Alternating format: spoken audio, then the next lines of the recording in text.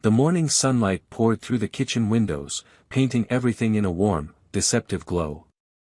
It was the kind of serene moment you'd expect to feel safe in. But I couldn't shake the unease that had settled in my chest. Rachel was rushing through her usual routine, brushing past me with a distracted air. Her phone was clutched tightly in her hand, as it had been more and more these days. She avoided my eyes when I asked about her day ahead. It wasn't new, she'd been distant for weeks. At first, I chalked it up to stress. Life was hectic, after all. But the cracks were starting to show, and I wasn't sure how much longer I could ignore them. That night, I was the last one in the house to go to bed. The kids were already asleep, their laughter and chaos replaced by the rhythmic hum of the dishwasher. Rachel had retreated upstairs hours ago, citing a headache. I lingered in the kitchen, sipping a beer and staring blankly at my phone. Then I saw it, her phone, sitting on the counter, unlocked. It wasn't like me to snoop. I had never been that guy, and I hated the idea of becoming him. But something about the way her phone sat there, screen glowing, felt like an invitation. My hands moved before my mind could catch up, picking it up and scrolling through her messages. At first, nothing jumped out: texts with her mom, a group chat with some friends, a reminder about a PTA meeting. I almost laughed at my paranoia. And then I saw it. A conversation with Tony from work. The thread was long, littered with inside jokes, emojis, and photos. At first, it seemed harmless, work banter, maybe even friendly teasing. But as I scrolled further, the messages became more personal. Tony complimented her dress, told her she was beautiful. And then there were the photos, blurry, casual snaps of hotel rooms and late-night cocktails. My stomach turned. I kept scrolling, my heart pounding harder with every message. The last text I read hit me like a freight train: "Can't wait to see you again this weekend. Same place." The air felt thick, suffocating. My hand gripped the counter for support as I fought the urge to throw her phone across the room. This wasn't real. It couldn't be real. Rachel, my wife, my partner of 15 years, the mother of my children, was cheating on me. I didn't sleep that night. I stayed downstairs, staring at the evidence on her phone, trying to make sense of it all. By the time the first rays of dawn crept through the windows, I had made a decision. I would confront her. Rachel came down the stairs with her usual morning energy, oblivious to the storm brewing in my mind. She kissed me on the cheek, murmured something about being late for a meeting, and started making coffee. I watched her, my chest tightening with every casual move she made. How could she act so normal after betraying me like this? "Rachel," I said, my voice tighter than I intended. She looked up, a flicker of surprise crossing her face. "What's wrong?"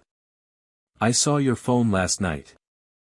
Her body stiffened, the mug in her hand trembling slightly. She set it down carefully, avoiding my eyes. "What are you talking about?" "Don't do that," I snapped. "Don't lie to me." "I saw the messages, Rachel. I know about Tony." Her face paled, and for a moment, she looked like a deer caught in headlights. Then, as if flipping a switch, she straightened her posture and crossed her arms. "You went through my phone. That's a gross invasion of privacy." "Privacy?" I barked out a bitter laugh. "You're going to lecture me about privacy while you're sneaking around behind my back." She opened her mouth to respond but seemed to think better of it. Instead, she looked away, her jaw tightening. The silence stretched between us, heavy and unbearable. "How long has this been going on?" I demanded. "It's not what you think," she said finally, her voice trembling. "Tony and I. It's nothing serious. It just happened." "Nothing serious?" I repeated, my voice rising. "You've been lying to me, sneaking around, and it's nothing serious." Rachel flinched but didn't respond. I could see the tears welling in her eyes, but I didn't care. She didn't get to cry, not after what she'd done.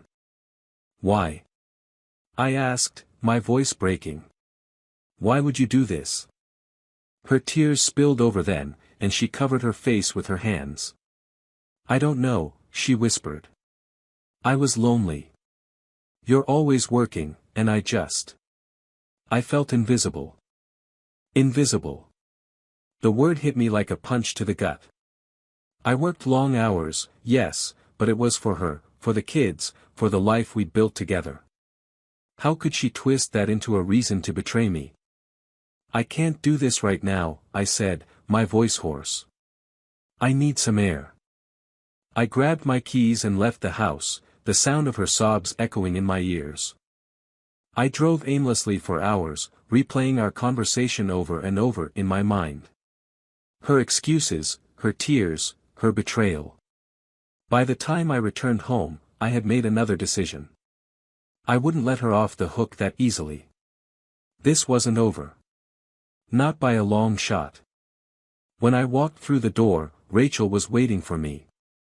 Her eyes were red, and her face was pale, but she looked determined. I'm sorry, she said softly. I know I hurt you, and I'll do whatever it takes to make it right. I didn't respond. I just stared at her, my mind racing with possibilities. Maybe I could forgive her. Maybe we could move past this. But as I looked into her tear-streaked face, something inside me hardened. Forgiveness wasn't an option, not yet. I need time, I said finally. I need to figure out what comes next. Rachel nodded, her shoulders sagging with relief. She thought she still had a chance. She didn't realize that the real game was just beginning. In the days following Rachel's confession, I felt like I was living in someone else's skin. On the outside, I was calm, measured, a man willing to piece his life back together for the sake of his family. Inside, though, I was a swirling mess of anger, heartbreak, and the kind of cold determination I'd never known I was capable of. Rachel tried everything to show she was sorry. She deleted Tony's number in front of me, though I wasn't naive enough to believe that was the end of their communication. She cooked my favorite meals, smiled more, even initiated conversations about rebuilding trust. It was all a show, one I tolerated for the sake of my kids. But I wasn't ready to move on. Not yet. Instead, I began to plan. The first step was subtle. While Rachel thought I was mulling over the future of our marriage, I was gathering evidence. I took screenshots of her texts, saved her emails, and logged into our shared cloud account to see if she'd been careless enough to back up any incriminating photos. She had. It didn't take long to compile a file thick enough to break the strongest denial. There were hotel receipts, pictures of her with Tony at a bar downtown, even a selfie she'd sent him from our bedroom. My stomach churned every time I added something new, but I couldn't stop. I needed all of it. Not for revenge, not yet. First, it was for clarity. Then, it was for leverage. Rachel noticed a shift in me, though she didn't seem to understand its meaning. I was quieter, more attentive to the kids. I stopped snapping at her or challenging her attempts to fix things. To her, it must have seemed like progress. In truth, I was giving her enough rope to hang herself. One evening, about 2 weeks after the confrontation, Rachel came into the living room holding 2 glasses of wine.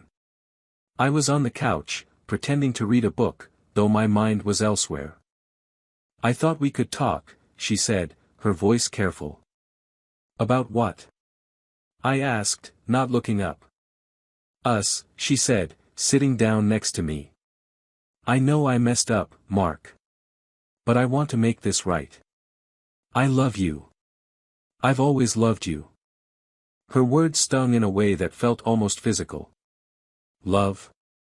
The word seemed hollow, meaningless coming from her mouth. Do you? I asked, finally meeting her eyes. Yes, she said without hesitation. I made a mistake, a terrible mistake. But I never stopped loving you. I stared at her for a long moment, trying to reconcile the woman I married with the stranger sitting beside me. It's not that simple, Rachel. I know, she said quickly. I know it's not. But I'm willing to do whatever it takes. Therapy, counseling, whatever you want. Her desperation was palpable, almost pathetic. And for a brief moment, I felt a flicker of pity. But it was snuffed out just as quickly by the memory of Tony's texts. I need time, I said, repeating the words I'd used the night I confronted her. I'm not ready to make any decisions yet. She nodded, her relief visible. Take all the time you need. I'll wait as long as it takes. That night, as she lay beside me, I realized she still thought she could fix this.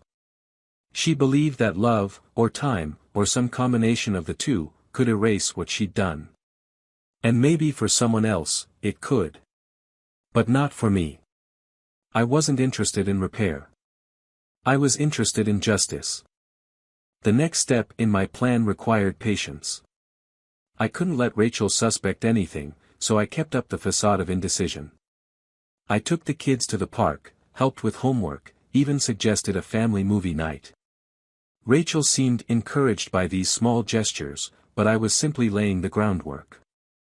One Saturday morning, while Rachel was out running errands, I called a private investigator. His name was Eric Cook, and he came highly recommended by a friend who'd gone through a messy divorce. I need proof, I told him. Concrete proof of an affair. Understood, Eric said. Can you give me any details? Names, locations. I gave him everything I had, Tony's name, the hotels they frequented, even the nights Rachel claimed to be working late.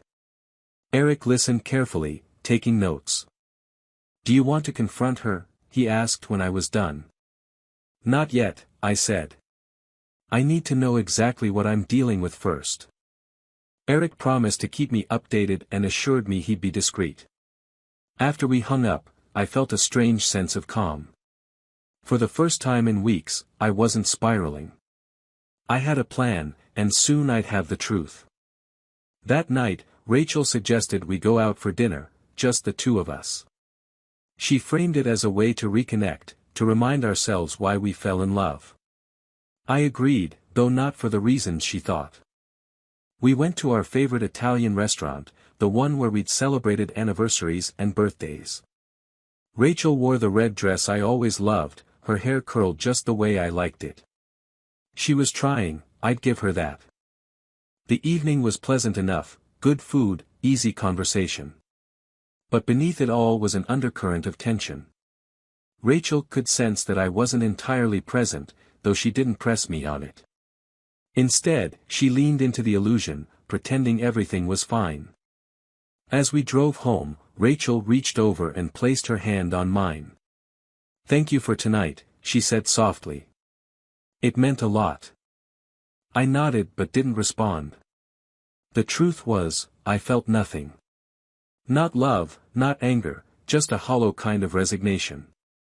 Later, after Rachel went to bed, I stayed up, scrolling through the file I'd compiled.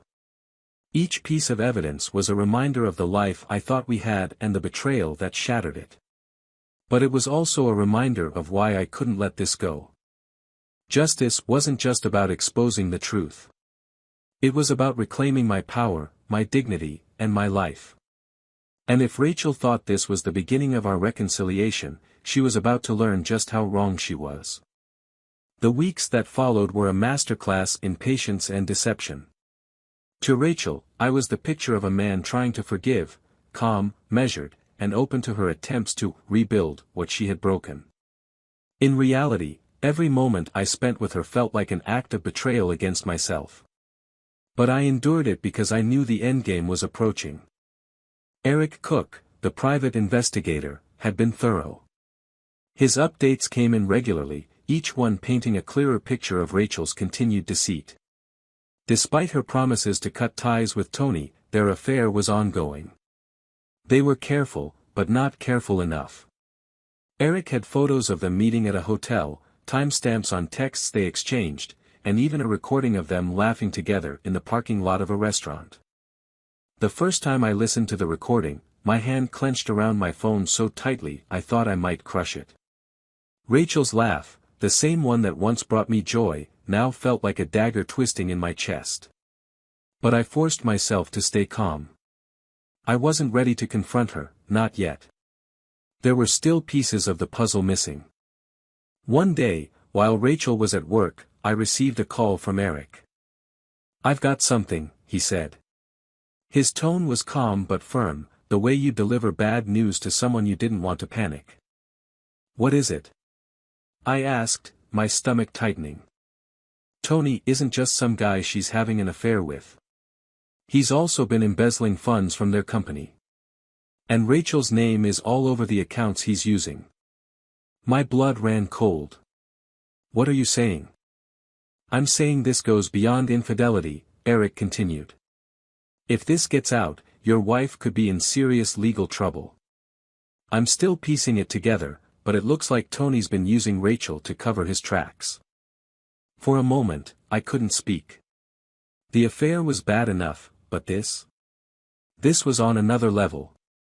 Rachel's betrayal wasn't just personal, it was professional, financial, and potentially criminal. "Keep digging," I said finally. "I need everything you can find." After we hung up, I sat in my office, staring at the wall.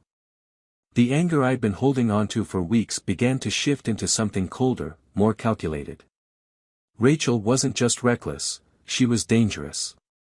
And if she thought she could lie her way out of this, she was sorely mistaken. That evening, I acted as though nothing had changed. I helped the kids with their homework, cooked dinner, and even laughed at one of Rachel's half-hearted jokes. She seemed relieved, as if my compliance was proof that we were healing. Little did she know, I was only biding my time. A week later, Eric sent me the final report. It was damning.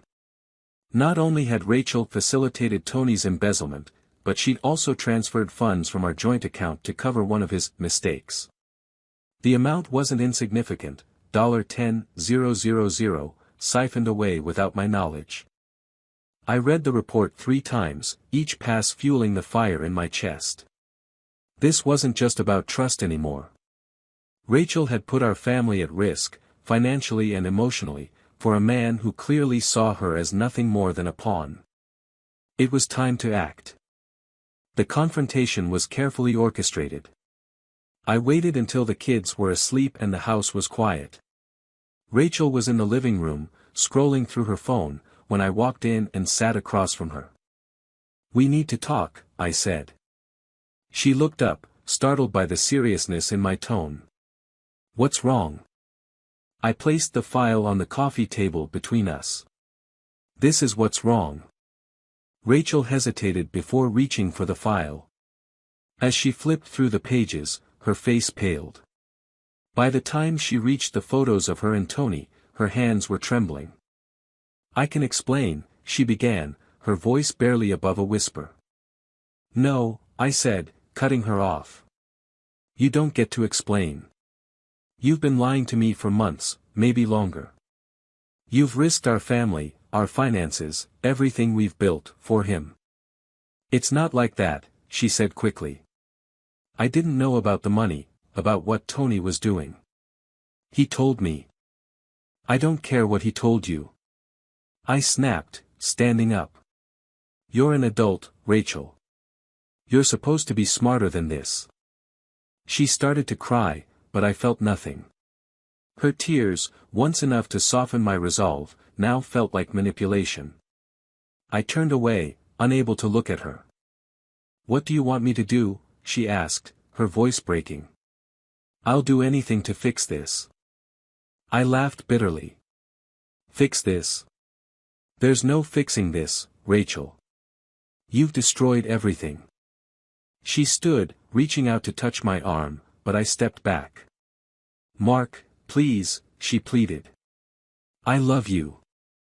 I made a mistake, a horrible mistake, but I still love you."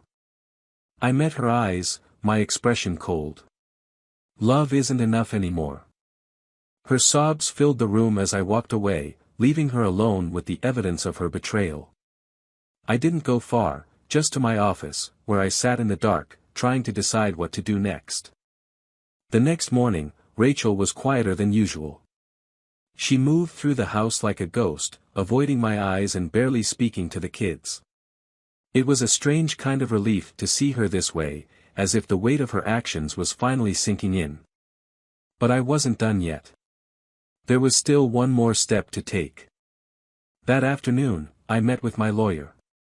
She was sharp, no nonsense, and completely unfazed by the details of my situation. When I handed her Eric's report, she nodded, her expression unreadable. "This is solid," she said. "We can use this to negotiate terms in your favor." "I don't want a negotiation," I said firmly. "I want her out." The lawyer raised an eyebrow. "You're sure? With evidence like this, you'll get what you want. But it's not going to be clean." "I don't care," I said. "She made her choices. Now she can live with the consequences." When I returned home that evening, Rachel was waiting for me in the kitchen. Her eyes were red, and she looked smaller somehow, as if the weight of everything had physically diminished her. "I know I messed up," she said quietly. "But I'm begging you, Mark. Please don't give up on us." I looked at her, the woman I had once loved more than anything, and felt nothing but emptiness. "I already have," I said. Then I handed her the divorce papers. The papers sat on the kitchen counter, glaring back at me like a scarlet letter. Rachel hadn't signed them yet. She'd barely said a word since I handed them to her. Every morning, I'd leave for work, expecting them to be signed by the time I returned. Every evening, they were still there, untouched, as though their presence alone could stop the inevitable. It was a waiting game I hadn't anticipated. I thought she'd fight, scream, beg, something to match the storm inside me. But all Rachel did was retreat further into herself, her eyes hollow, her movements sluggish. At first, I thought it was guilt, the weight of her actions finally catching up to her. But as the days dragged on, it felt like something more. I had no room for pity. Not after everything she'd done. Still, I couldn't shake the uneasy feeling that clung to me every time I saw her like that, silent, shrinking, disappearing. 2 weeks later, I returned home to an empty house. The kids were at my parents' place for the weekend, giving Rachel and me space to figure out the next steps. Or so I'd told them. The truth was, I needed time to think, to decide how to end this nightmare once and for all. Rachel's car was in the driveway, but the house was eerily quiet. The air felt heavier, colder, as if the walls themselves had absorbed the tension between us. I called out her name, my voice echoing through the empty halls. No response. I found her in the bedroom. At first, I didn't understand what I was seeing. She was lying on the bed, her body perfectly still, as if she were simply napping. But the pill bottles on the nightstand and the letter resting on her chest told a different story. "Rachel," I whispered, rushing to her side. "Rachel." Her skin was cold, her lips pale. I shook her shoulders, called her name, but she didn't stir. My hands fumbled for my phone as I dialed 911, my voice trembling as I told them what had happened. The paramedics arrived within minutes, though it felt like hours. They worked quickly, their voices calm and professional, but I could see it in their eyes, the same emptiness that mirrored Rachel's. They weren't here to save her. They were here to confirm what I already knew. I sat on the edge of the bed as they wheeled her out, my mind a blur of disbelief and horror. I didn't cry. I didn't scream. I just sat there, staring at the letter she'd left behind. "Mark. I don't know how to begin this, so I'll start with the only truth I have left. I'm sorry. For everything. For betraying you, for risking our family, for being too weak to fix what I broke. You were always stronger than me, Mark. Strong enough to carry us both, even when I didn't deserve it. I know you'll hate me for this, but I couldn't see another way. I've destroyed too much, hurt too many people. I've hurt you. And I can't live with that. Please take care of the kids. They need you more than ever now. Tell them I love them, even if it doesn't feel true anymore. Rachel. The words blurred as I read them, my vision clouded by something I couldn't quite name. Anger? Guilt? Sadness? None of them seemed big enough to hold what I was feeling. I wanted to scream at her, to shake her awake and demand answers. Why didn't she fight? Why didn't she try harder? Why didn't she think about the kids, about me? But the truth was, I already knew the answers.